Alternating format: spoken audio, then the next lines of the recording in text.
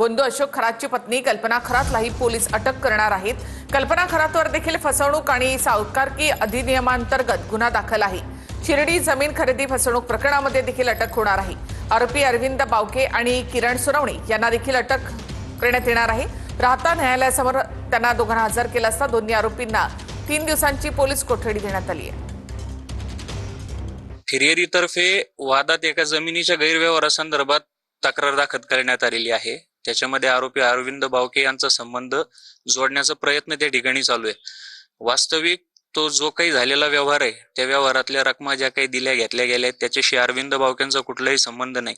आता दाखल गुन्ह्याच्या अनुषंगाने तपासी अधिकाऱ्यांनी 7 दिवस पोलीस कस्टडी आज कोर्टापुढे मागितलेली होती।